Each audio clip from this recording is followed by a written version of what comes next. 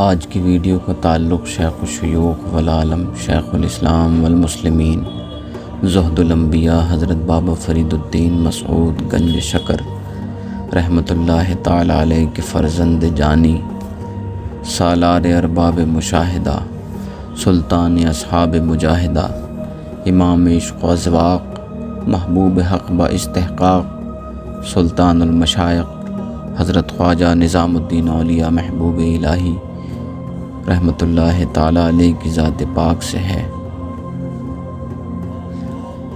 اس video میں ہم گفتگو کریں گے کہ حضور خواجہ نظام الدین اولیاء محبوب الہی پر آپ کے شیخ حضور بابا فرید الدین مسعود گنج شکر کی کیسی کیسی نوازشات اور عنایات رہیں۔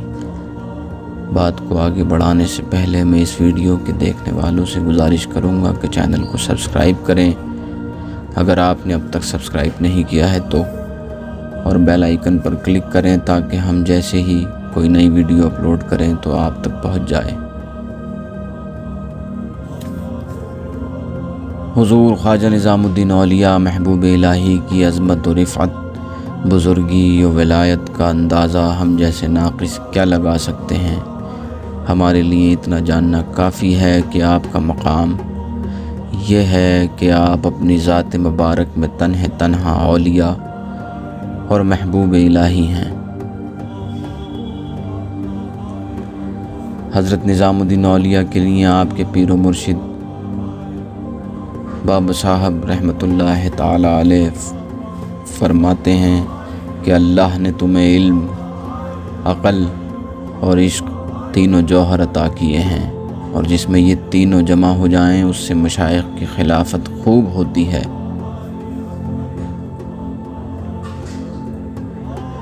آپ نہایت عالم، فاضل، مفسر، محدث، فقیہ، معقولی، ادیب، شاعر، سالک طریقت اور محقق شریعت تھے۔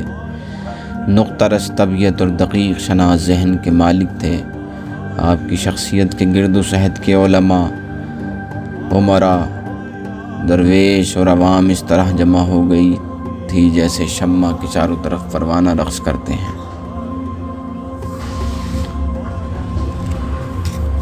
حضرت امیر خسرو رحمۃ اللہ تعالی علیہ آپ کی شان بیان فرماتے ہوئے عرض کرتے ہیں: اے میر ہما شکر فروشاں، توبہ شکن صلاح کوشا، در میں کدا غمت صفالے، نہ رخ ہما معرفت فروشا، در کاوش کن خوبی تو کنداست خیال تیز ہوشا، یا خرقہ غمت درست نگاہ رست، در سو مار کا بود پوشا۔ یعنی کہ اے سب شکر فروشوں کے سردار، اے سارے پارساؤں کی توبہ توڑنے والے، تیری محبت کے میکدے سے ملے ہوئے ایک کوزے سے سارے معرفت فروشوں کو خریدا جا سکتا ہے۔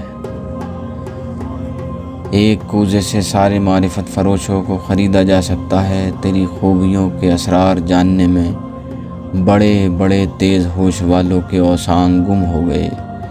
تیرے غم نے نیلی پوش صوفیوں کی خانقاہ میں ایک خرقہ بھی سالم نہیں چھوڑا۔ شیخ فرید الدین مسعود گنج شکر کی آپ پر ایسی ایسی توجہ، ایسی ایسی عنایات رہیں کہ آپ تمام غوثی، قطبی اور فردانیت کے مقام سے گزر کر مرتبہ محبوبیت تک پہنچ گئے۔ حضرت گنج شکر کے معروف ترین مرید و خلیفہ سیر الاولیاء کے مصنف میر سید محمد کرمانی ایک جگہ لکھتے ہیں کہ جب مجھے سلطان المشائق کی ولایت کا خیال آتا ہے تو متحیر اور مدہوش ہو جاتا ہوں کہ کیا لکھوں، کیونکہ اس عدیم المثال کے اوصاف دائرہ تحریر سے باہر ہیں۔ دل خواست کے ارد در عبارت، وصف رخ او با اشارت، شم رخ او زباں نزد، ہم عقل بشوق ہم عبارت۔ دل نے چاہا کہ اس کے حسین چہرے کا وصف تحریر کروں، اس کے چہرے کی شمع نے ایک تازیانہ مارا جس سے عقل بھی جل گئی اور عبارت بھی۔ اللہ اکبر۔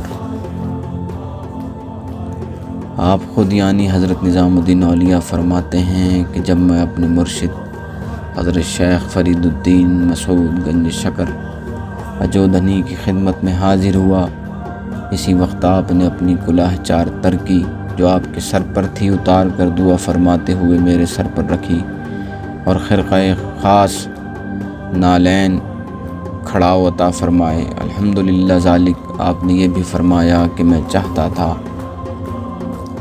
ملک ہندوستان کی ولایت کسی دوسرے کو دوں، لیکن تم راستے میں تھے تو مجھے آواز دی گئی کہ ابھی ٹھہرو، نظام بدایونی پہنچنے والا ہے، یہ ولایت اس کی ہے اور اس کے حوالے کرو۔ میں نے چاہا کہ اشتیاق قدم بوسی، جس کا بے حد غلبہ تھا، حضرت کی خدمت میں عرض کروں، لیکن آپ کی دہشت اس قدر تھی کہ کچھ عرض نہ کر سکا۔ آپ نے فوراً زبان مبارک سے فرمایا، ہاں تمہارا شوق بیان سے باہر ہے، اور پھر یہ شعر پڑھا میرے حال کی مناسبت سے۔ اے آتش فراقت دلہا کباب کر دئی، سیلاب اشتیاقت جانا خراب کر دئی، تیرے فراق کی آگ نے دل جلا دیے اور تیری ملاقات کے شوق نے جانیں تباہ کر دی۔ اس کے بعد میرا دل میں خیال آیا، آئندہ جو کچھ آپ کی زبان مبارک سے نکلے گا لکھتا جاؤں گا۔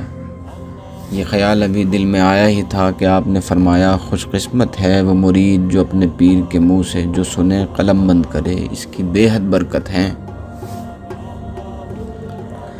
جب بیعت کے بعد سلطان المشائخ حضرت گنج شکر کی خدمت میں سلوک و ریاضت میں مشغول ہوئے تو عرض کیا کہ اگر فرمان ہو تو ابھی تعلیم چھوڑ دوں؟ آپ نے فرمایا، میں کسی کو تعلیم سے منع نہیں کرتا، دونوں کام جاری رکھو، دیکھو کون سا غالب آتا ہے۔ چند روز بعد استغراق شغل باطنی کا اتنا غلبہ ہوا کہ تعلیم خود بخود چھوٹ گئی۔ حضرت نظام الدین اولیاء فرماتے ہیں، ایک دفعہ حضرت گنج شکر کا چہرہ متغیر تھا اور آپ ننگے سر اپنے حجرہ خاص میں چل رہے تھے اور کچھ اشعار پڑھ رہے تھے۔ اس کے بعد میں حجرے میں داخل ہوا اور آپ کے قدموں میں اپنا سر رکھ دیا تو آپ نے کمال شفقت سے مجھ سے فرمایا، کیا چاہتے ہو؟ میں نے دینی نعمت مانگی اور آپ نے عطا فرمائی۔ اس کے بعد میں پشیماں ہوا کہ یہ کیوں نہ مانگا کہ سیما میں مجھے موت آئے۔ قاضی محی الدین کاشانی نے مجھ سے پوچھا کہ آپ نے کیا طلب کیا؟ میں نے کہا استقامت طلب کی اور شیخ نے مجھے عنایت فرمائی۔ حضرت نظام الدین اولیاء فرماتے ہیں کہ حضرت شیخ کی حیات میں 3 مرتبہ اور آپ کی وصال کے بعد 7 مرتبہ جودھن حاضر ہوا، جو کہ اب پاک پٹن شریف کے نام سے جانا جاتا ہے، یعنی کل 10 مرتبہ حضرت سلطان المشائخ فرماتے ہیں کل 10 مرتبہ اپنے شیخ کی بارگاہ میں حاضر ہوا۔ آپ فرماتے ہیں 3 مرتبہ ماہ رمضان میں جب میں اجودھن گیا، یہ میری حضرت گنج شکر سے اپنے شیخ کبیر سے آخری ملاقات تھی۔ رخصت کے وقت آپ نے میری طرف منہ کر کے فرمایا کہ حق تعالیٰ تجھے نیک بخت کرے، اور دعا دی کہ اللہ تعالیٰ تجھے سعادت دارین، فراخ رزق، علم نافع اور عمل مقبول عطا فرمائے۔ پھر فرمایا، خدا کا تو ایسا درخت بنے کہ خلقت اس کے سائے میں آرام کرے۔ فرمایا، استعداد بڑھانے کے لیے مجاہدہ جاری رکھنا۔ بس جب میں آپ سے رخصت ہوا تو ہانسی جا کر، جو کہ بابا صاحب کے خلیفہ اکبر حضرت شیخ جمال الدین ہاسوی کی قیام گاہ ہے، میں ہانسی جا کر اپنے خلافت نامہ ساتھ لے کر جمال الدین ہاسوی رحمۃ اللہ تعالی علیہ کو دکھانے گیا۔ جب میں نے حضرت شیخ جمال الدین ہاسوی رحمۃ اللہ تعالی علیہ کو اپنا خلافت نامہ دکھایا تو انہوں نے بہت شفقت فرمائی اور یہ شعر پڑھا، خدائے جہاں را ہزار سپاس کہ گوہر سپرد بگوہر شناس۔ اللہ تعالیٰ کا ہزار شکر ہے کہ گوہر شناس کو سپرد کر دیا، کہ گوہر شناس کو سپرد کر دیا۔ اس کے بعد سلطان المشائخ نعمت و کرامتیں دو جہاں لے کر دہلی پہنچے، لیکن ان ایام میں آپ پر شغل باطنی کے استغراق کا اس قدر غلبہ تھا کہ آپ خلقت سے بالکل الگ رہتے اور کئی سال تک نہ گھر اور نہ خانقاہ تیار فرمائی،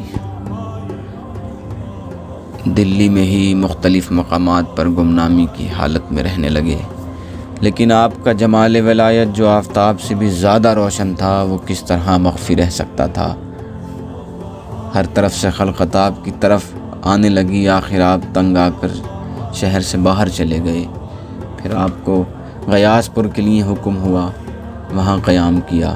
وہاں بھی خلقت کا جم غفیر لگنے لگا۔ ایک روز ایک نہایت حسین و جمیل نوجوان آیا، لیکن کچھ خستہ حالات میں تھا۔ اللہ جانے مردان غیب سے تھا یا کون تھا۔ اس نے آتے ہی پہلی بات جو کہی وہ یہ تھی، آن روز کہ میں شدی نہ میں دانستی، کانگشت نمائے عالم خواہی شد۔ حضور نظام الدین اولیاء فرماتے ہیں، اس حسین نوجوان نے سب سے پہلے مجھ سے جو یہ بات کہی، اس کا مطلب تھا کہ جب تو چاند بنا تو تجھے معلوم نہ تھا کہ انگشت نمائے عالم ہوگی، یعنی ہر شخص کا ماوا و ملجا بنو گے۔ اپنی مبارک زندگی میں آپ نے اپنے شیخ کی توجہ اور اپنے شیخ کی عنایت کا خود کو مرکز بنا کے رکھا۔ آپ کی مبارک زندگی میں ایسا وقت بھی دیکھا گیا کہ بعض چھوٹے چھوٹے بچے اور خدام کے لڑکے موقع پا کر آپ کی خدمت میں چلے جاتے اور آپ کے قدموں پر اپنا سر اور آنکھیں ملتے تھے، جیسے کہ امیر خسرو رحمۃ اللہ تعالی علیہ نے فرمایا، نخفت خسرو مسکی ازی ہوش شباہا کہ دید بر کف پایت نہد نہ جواب شد۔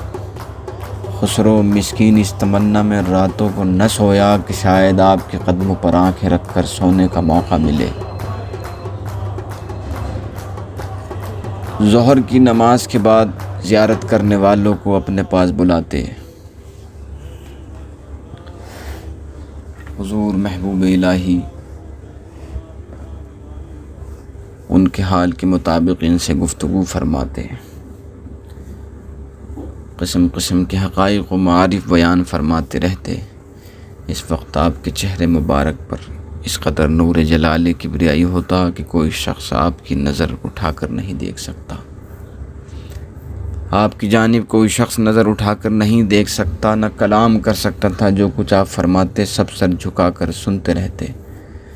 شہر کے علماء اہل ظاہر جو اہل تصوف سے تعصب میں مشہور تھے، سب اپنے دماغ سے رعونت نکال کر آتے اور آستانہ عالیہ پر حاضر ہو کر سرنگو رہتے تھے۔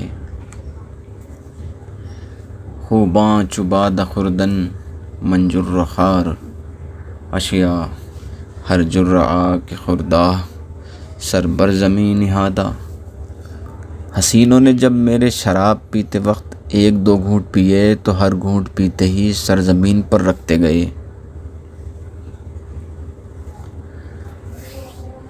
آپ کی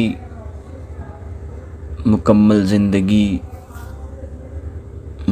زندگی اور آپ کے معاملات، روزمرہ کی زندگی میں پیش ہونے والے معاملات کے چند حصے